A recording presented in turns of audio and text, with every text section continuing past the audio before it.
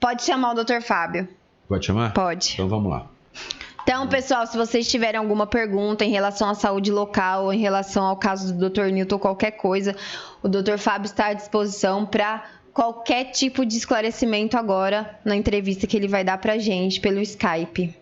A Elaine Rodrigues trouxe uma vida Ajuda aqui, produção. mais linda.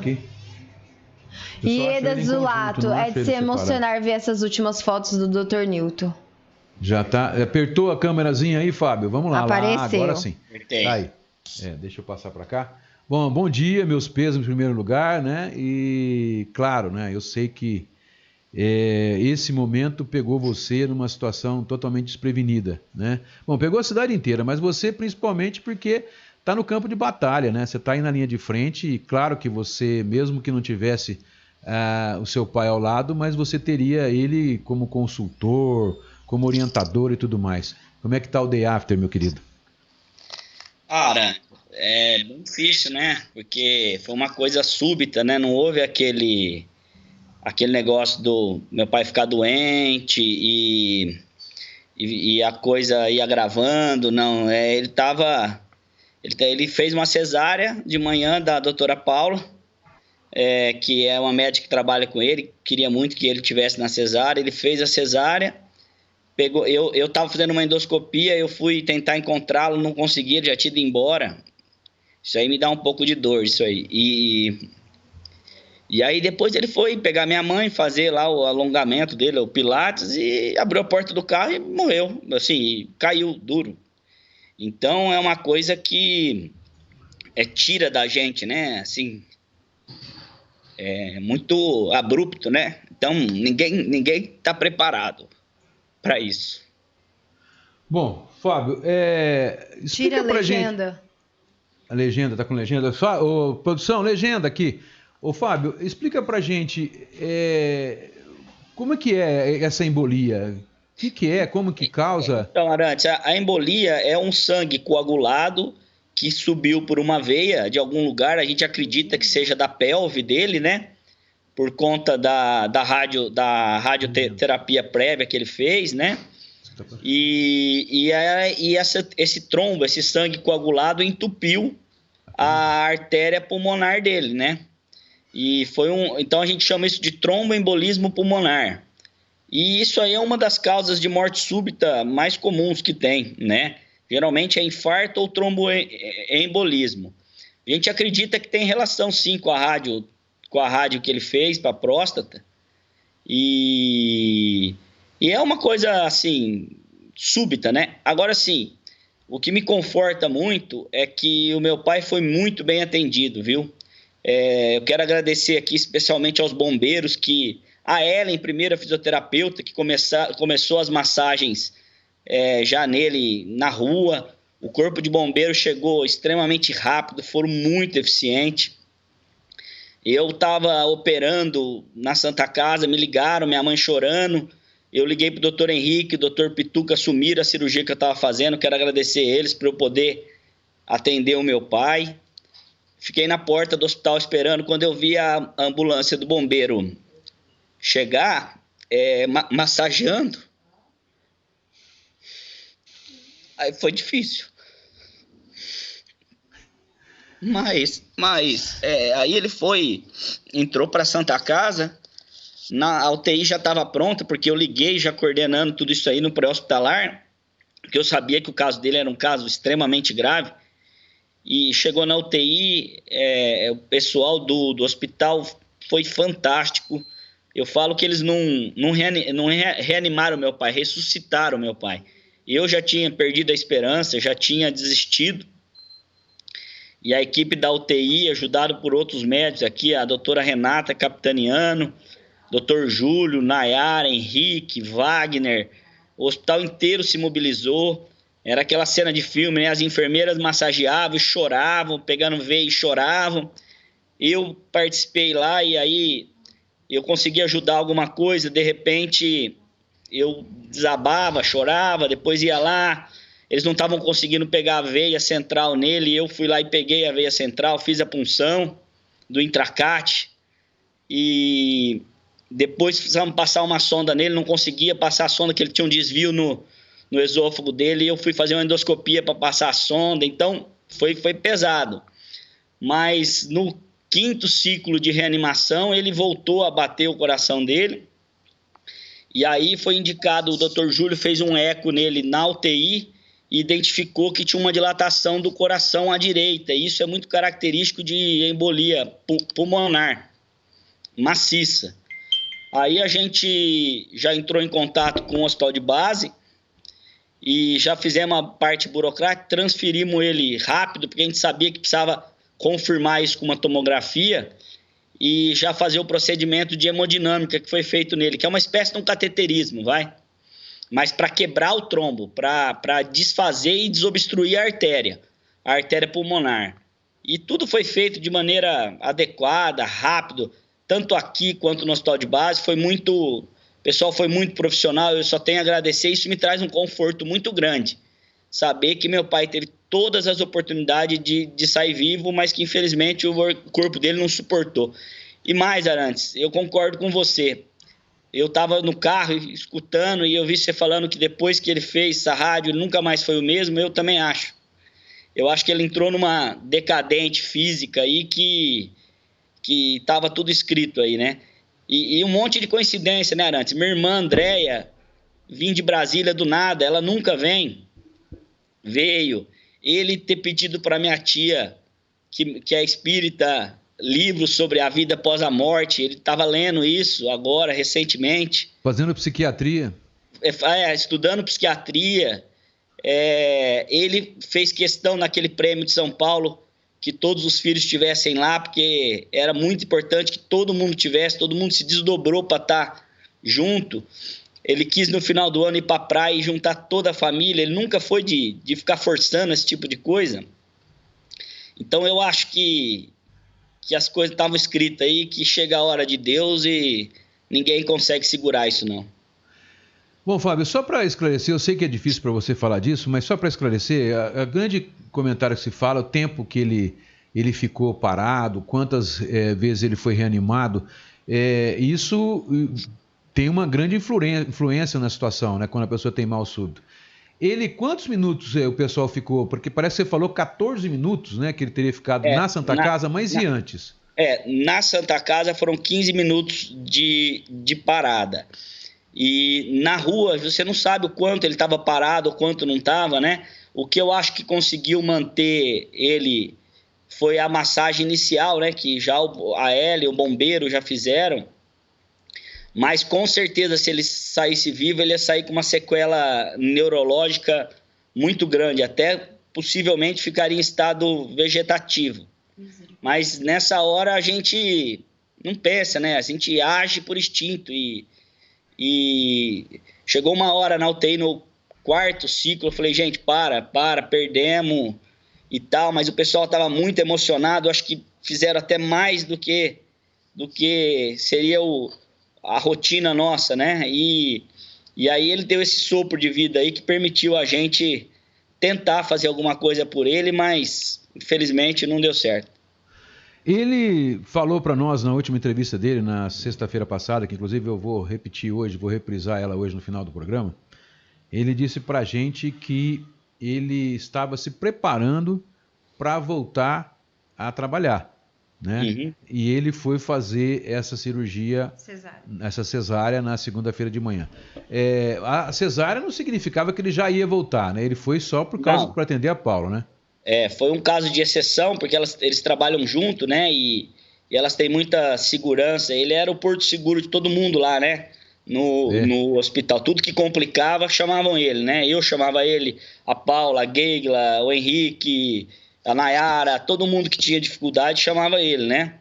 E nós perdemos essa referência, né? Então ele foi fazer para a Paula lá, por uma questão de vínculo afetivo, de amizade. Ele estava falando para mim que ele pretendia voltar em maio a trabalhar, mas que ele tinha ligado para o médico que conduziu ele em São Paulo, e o médico tinha achado melhor ele esperar ainda mais por causa do Covid. Ele era um grupo de risco muito grande, né? E ele ficou com tanto medo do Covid e acabou falecendo de uma coisa totalmente sem relação e totalmente aguda, né? Isso que é estranho, né, na vida. A gente se preocupa tanto com uma coisa e acaba acontecendo outra sem sentido nenhum e leva a vida da gente. Só para deixar bem claro também, Fábio, eu sei que é difícil para você, me desculpa, mas só para deixar bem claro, para esclarecer, para que as pessoas não comecem a colocar a minhoca na cabeça, o fato de ter relação com o pulmão, que é a questão da embolia pulmonar, não tinha nenhum quadro, nada que pudesse sustentar qualquer hipótese de que ele possa ter tido o Covid, né? Não, ele não tem indicação nenhuma de colher exame, de fazer nada, porque a causa morte está bem definida, né? E então, assim, o quadro dele conseguiu chegar ao ponto de investigação. Eventualmente, se não tivesse feito os exames, não tivesse identificado a causa morte, num estado de pandemia você acaba, né? Mas no caso dele, não. No caso dele, tinha causa morte clara e absoluta. Então, não tem... Quem que está falando isso está falando besteira, não sabe o que está falando. Não tinha indicação de colher exame, não tem nenhuma relação com o Covid... Nada, não é porque é pulmão que é Covid, existe 1 milhão de doenças no pulmão. E no caso dele não foi nem no pulmão, né? Foi na artéria que nutre o pulmão. Então é um caso, é uma doença arterial dele, foi, né? Agora, ele não tinha nenhum problema cardíaco, né? Não. Que pudesse levar isso. Mas ele, num passado, quando ele foi submetido a uma cirurgia de urgência, ele fez uma trombose na perna. E ele fez uma investigação ampla de trombofilia, né, que são doenças que ajudam a promover a trombose, identificou uma trombofilia bem leve nele que não tinha indicação de usar anticoagulante, porque o risco do anticoagulante seria maior do que o risco que aquele eventual traço que ele tinha poderia fazer. Então ele não usava anticoagulante, né? Mas ele tinha a parte cardíaca boa, a parte pulmonar ele tinha uma fibrose antiga por conta de refluxo, que ele sempre teve, ele operou de refluxo por conta disso, dessa fibrose pulmonar que o refluxo estava causando, mas isso era um caso crônico, antigo, que não tinha nada a ver com a relação com o quadro atual dele. Então, ele morreu, o que está no atestado de óbito dele é embolia pulmonar? Isso. Eu acredito que eu nem vi o atestado, Arantes, Mas assim, ele tem se eu não me engano, tá tromboembolismo pulmonar e choque cardiogênico, foi o que aconteceu, né? Porque aí a hora que você obstrui o fluxo da artéria, o coração entra em estresse, né? E aí faz o que a gente chama de choque cardiogênico, que ele para de funcionar, né? Lê os bons dias aí, porque deve ter... O pessoal tá desejando meus sentimentos... todo mundo. Mas diz o nome. Leia Maria, com certeza nos céus estão precisando da colaboração de bons médicos neste momento de pandemia. Que Jesus o abençoe. Neura João Vicente, meus sentimentos, doutor Fábio. Fátima Martins, meus sentimentos, doutor. E por aí vai, né? Por aí vai. Eu quero, assim, Arantes, dizer para as pessoas de Olímpia que eu fiquei... Minha família e eu, nós agradecemos imensamente as demonstrações de carinho. Ontem à noite eu consegui acabar de responder todas as mensagens da hora que ele foi a óbito. Até peço desculpa para alguém que eu não respondi, que me mandaram. Eu vi ontem, vieram pessoas assim de longe para se despedir dele. O que me chamou a atenção, a simplicidade de muitas pessoas que faziam gestos assim extremamente carinhosos com ele. E me chamou a atenção um senhor bem humilde que pôs um radinho com a música da Nossa Senhora no ouvido dele lá no velório, e como se estivesse querendo falar para ele, né? E assim, eu era uma pessoa que não gostava de velório, não ia no velório de ninguém. Mas eu achei... Tem hora que é tão importante você ver algumas pessoas e isso vai me fazer, assim, refletir um pouco sobre isso daí, sobre várias outras coisas, né? Mas, assim, foi muito emocionante, assim, o carinho que o pessoal da Santa Casa... O pessoal tem que entender que o pessoal da Santa Casa ficou órfão.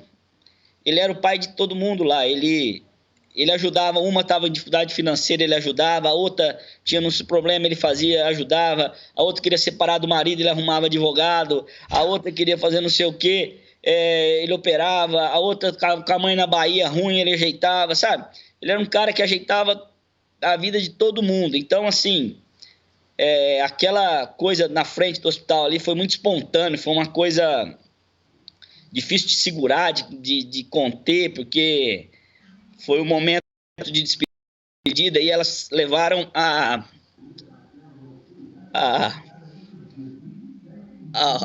roupa do centro cirúrgico. Muda um pouco de assunto. Muda um pouco de assunto. Para ele usar, entendeu? Então, assim, lá eu nem imaginava aquilo, que iam aparecer com a roupa do centro cirúrgico, aquela roupa azulzinha, que em tantas fotos ele apareceu, e pediram para enterrar ele com a roupa lá. Então, ele foi enterrado com a bandeira de Olímpia, a cidade que ele adotou e que ele amou, com o capote de cirurgia e com a roupinha, o pijama do centro cirúrgico, que eram as coisas que ele mais gostava. Então, assim, eu agradeço demais, Arantes. Eu nunca vi uma demonstração espontânea de carinho, assim, mesmo em época de pandemia aí que as pessoas estão com medo de sair e tudo, e tomando os cuidados aí, mas foi emocionante aí pra gente. Eu acho que ele, onde ele estiver, ele tá se sentindo agradecido, né? Porque ele, daquela última eleição, ele ficou com a sensação de que ele não tinha um reconhecimento. Ele desabafou no programa no ar aqui, ele chegou a desabafar. Foi. Mas assim, eu acho que a política não tem a ver com as pessoas, né? Claro, às vezes você gosta do Arantes, mas não gosta da posição política dele. Mas ele não entendeu isso, ele se sentiu assim, ficou a mágoa, né? Mas eu acho que ontem isso daí passou. Acho que ontem ele lavou a alma, né? E a gente também, como família, lavou, né? Eu queria também agradecer muito o pessoal do Sérgio Sandro, do Cadu lá, que fizeram uma live ontem. E foi muito bonito. E tá chegando aqui muita coisa para mim de homenagem que foram feitas. O Colégio Brasileiro de Cirurgiões fez uma homenagem bonita nas páginas oficiais aí, no Brasil inteiro, para todos os cirurgiões do Brasil. Um agradecimento a ele. Então ele está tendo aquilo que ele sempre quis, que é ser reconhecido, tal. Ele teve agora nessa última hora dele aí. Então a gente agradece muito aí, e se houve algum problema aí, eu peço desculpa já desde já, quem quer que seja, mas eu acho que a população mostrou o carinho que tinha por ele. O que o pessoal pode falar é a questão do cortejo, né? Porque lá na Câmara foi seguida à risca as regras, né? É claro que nesse momento de emoção não tem jeito de se conter a empatia, de se conter o amor, o abraço, o amor, a manifestação de carinho, né? A estrutura que foi montada foi tudo para evitar isso, né? É claro que num momento assim, às vezes algumas pessoas, eu mesmo provavelmente infringi alguma barreira aí sanitária, mas com algum parente que a gente via, mas é difícil, mas a estrutura que foi montada foi para evitar isso, né? E muito bem montada, a guarda toda hora coordenando, todo mundo lá coordenando. Eu acho que na Câmara acabou ficando de bom tamanho, assim, as medidas sanitárias, todo mundo de máscara, tudo. Agora, lá na frente da Santa Casa, eu acredito que aquilo lá foi uma explosão, uma coisa espontânea da população, que por mais que a gente oriente, e a gente também, nessa hora antes, nem todo mundo é perfeito, a gente não consegue ser a gente é humano também, né? Tem um vídeo circulando na internet que mostra, que foi gravado, né? Você mostra a assessoria da prefeitura tentando organizar, mas ali eu acredito que devia ter mais de 1.000 pessoas. Como é que ia conseguir? Havia essa preocupação, mas assim, ninguém esperava que na frente da Santa Casa tanta gente fosse para lá. Não foi ninguém convocou ninguém. A ideia era passar por ali, né, para ele se despedir do local da vida dele. Aí, e ali, né? A clínica e o hospital. Aí o pessoal do hospital meio que parou porque queria entregar a roupa do centro cirúrgico para que enterrasse com ele. E ali causou aquela aglomeração e tal, mas de maneira espontânea, não foi nada organizado para que acontecesse aqui. Pelo contrário, quem estava organizando tentou evitar ao máximo isso, mas aconteceu, né? Mas isso foi uma coisa rápida ali, tudo, e a vida segue.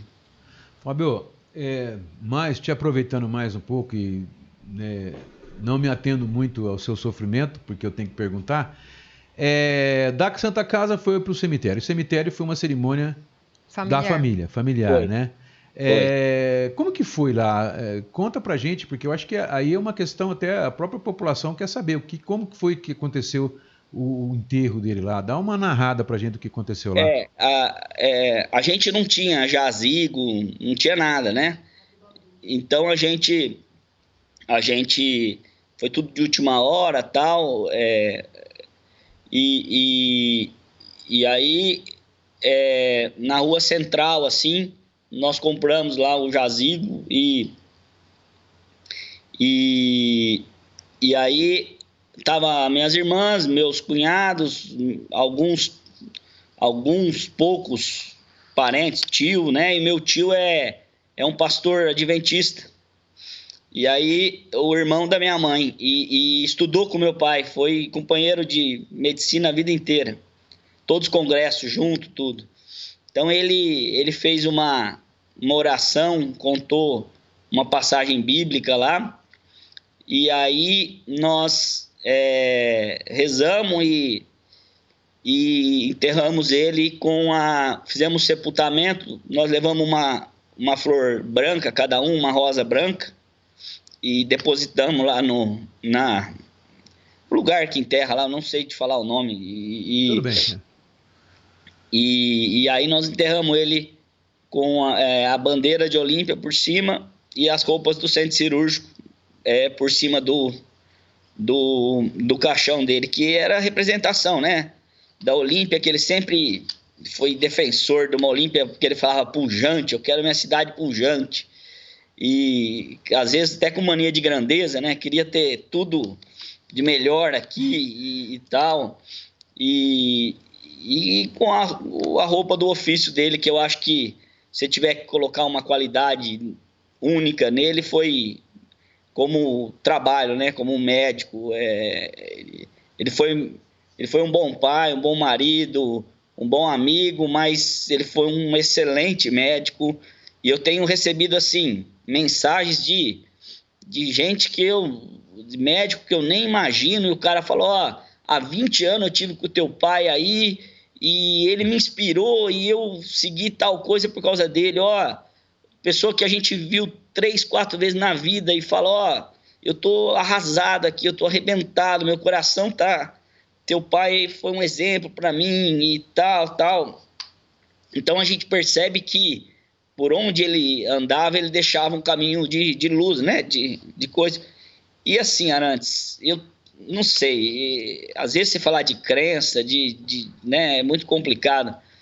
Mas eu vi essa mensagem que alguém pôs na internet, né, de que o céu, em época de pandemia, está precisando de mais gente lá. Eu acho que o meu pai lá vai fazer um trabalho importante também, sabe? Eu até escrevi para um amigo meu, falei, acabou o sossego lá no céu, agora vai ter cirurgia o dia inteiro. Ele vai começar a operar lá e não vai parar mais, né? E a Cidinha, que trabalha com ele, né, a vida inteira, a Cidinha falava assim, olha, eu só peço na vida para eu ir primeiro com o Dr. Newton, porque pelo menos eu vou ter um tempo de descanso, porque se ele for primeiro que eu, a hora que eu chegar no céu, ele já vai falar, vai Cidinha, vai, se troca e vamos. E infelizmente ele foi, né, antes, e ela não vai ter esse descanso não, quando ela chegar lá vai ter que trabalhar. Coitada. Bom, tem uma pessoa aqui que vale a pena ler, porque é a certeza de todo mundo, a responsabilidade que você vai ter agora maior ainda, né? A Márcia Gonçalves diz assim: ninguém substitui ninguém, só que temos certeza que você, Dr. Fábio, conduzirá o barco com muita maestria. Entregamos nossas vidas agora, entregamos agora a nossa cidade e nossas saúdes em suas mãos. Eu agradeço, eu realmente acho que substituir não, né? Meu pai era único e eu sempre falo, quando os outros falam, você tá igual teu pai, eu falo, não, eu tenho que comer muito arroz e feijão para chegar nele. Mas agora, eu até falei ontem pro meu cunhado, que é médico, eu falei, agora, negão, eu tô sentindo um peso no meu ombro de emancipação, né? Agora não tem mais onde correr. Né? Assim, você é a última instância. É a última instância. Eu tinha aquela instância para tirar dúvida, todos nós, né? Agora, eu acredito, Arantes, assim, não é querer valorizar o meu pai mais do que o valor dele, mas eu acho que nós vamos ter uma mudança profunda na estrutura de saúde aí, porque nós somos em poucos médicos na cidade, nós estamos começando um processo de atrair novos médicos e ele equivale a 4, 5 cara bom, né? Trabalhando. Era um cara que fazia várias áreas numa pessoa só.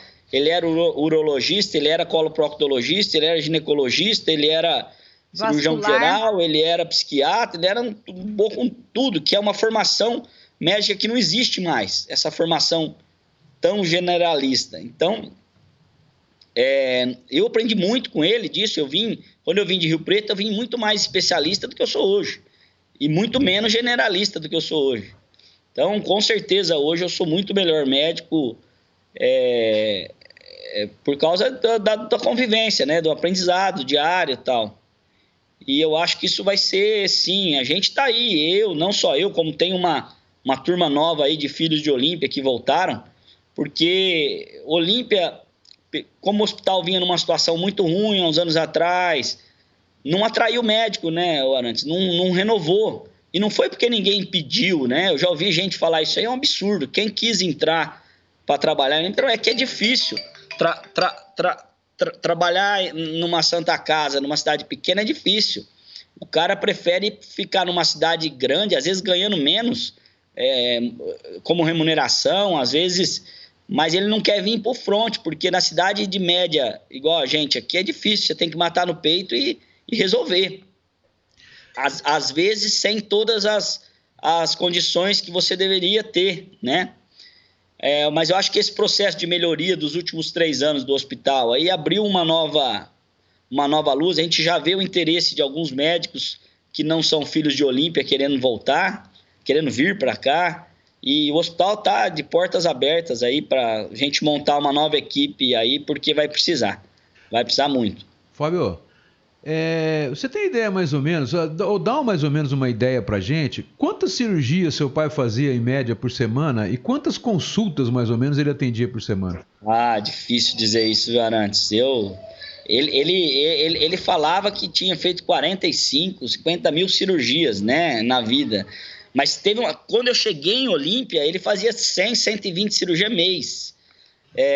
Depois, o sistema foi ficando muito burocrático e você tinha que seguir todo um regramento que o SUS traz. Então, você não podia, às vezes, internar direto do consultório e operar. Você tinha que passar pelo sistema, não sei o que, do CROSS. A burocracia de quando eu vim para cá, para hoje, isso não tem nada a ver com prefeitura, com nada disso. Do próprio sistema de saúde foi ficando muito travado e a gente ficou limitado para trabalhar, sabe?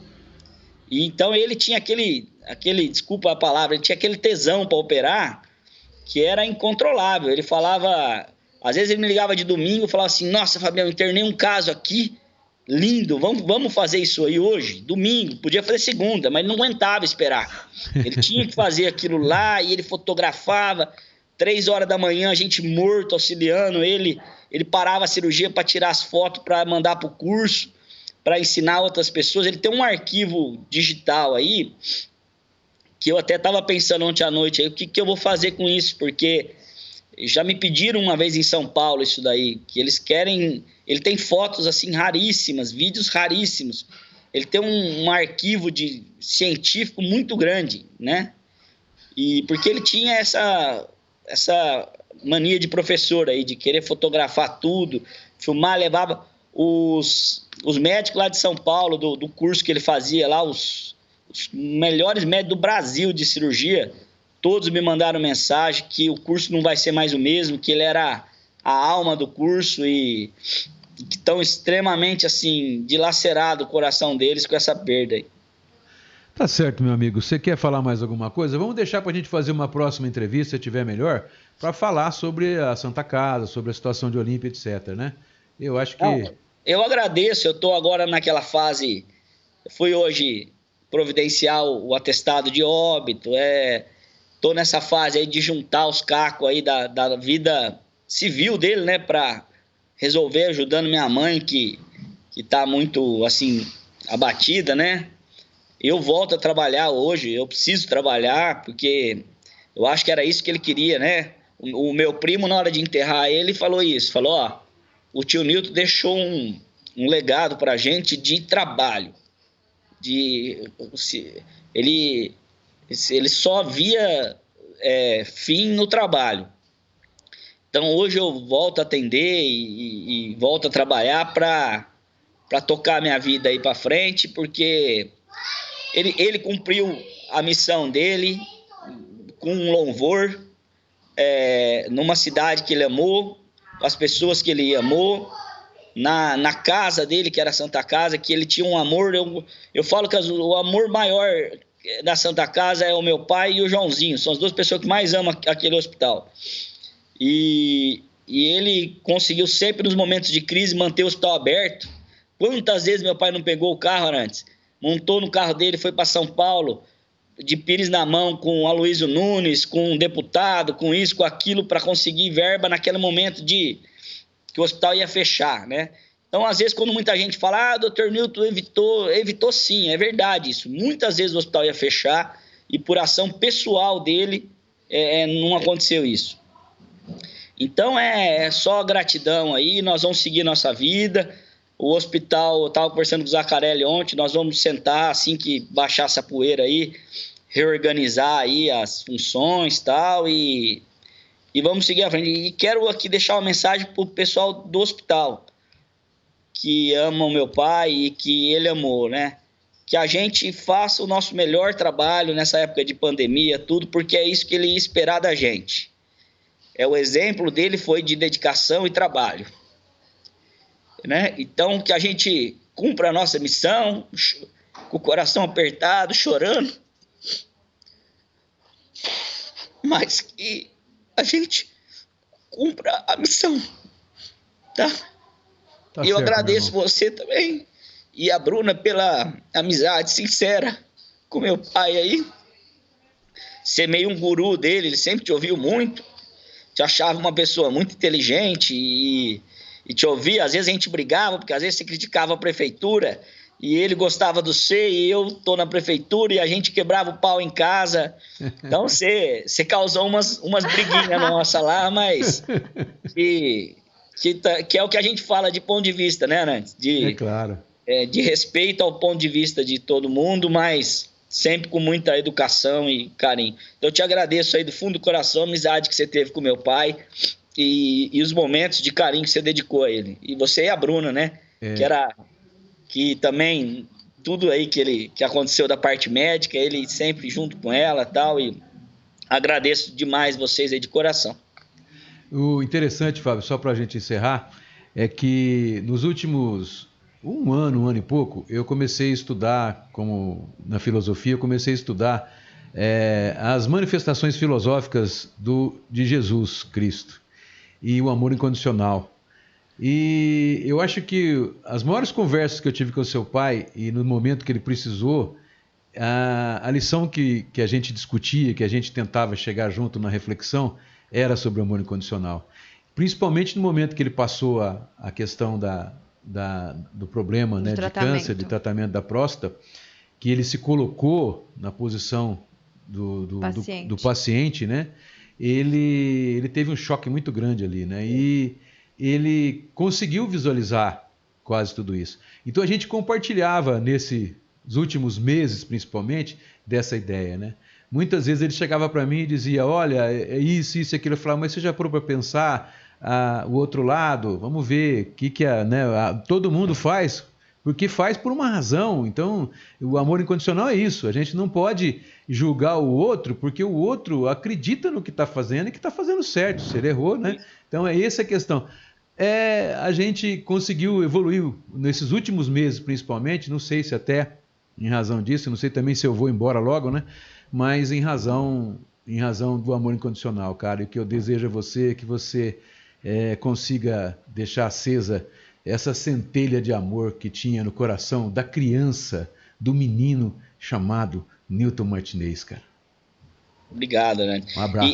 E isso traz mesmo, né? Essa questão de perder um ente. Eu nunca tinha perdido um ente assim, tão próximo. E eu, nossa, ontem foi tanta coisa passou na minha cabeça assim. A gente está tão acostumado a lidar com a morte dentro do hospital, mas você encerrou lá, você perdeu um paciente, você tem aquela dor, só que você não vê o que acontece depois, né? Eu até evitava em velório por conta disso, né?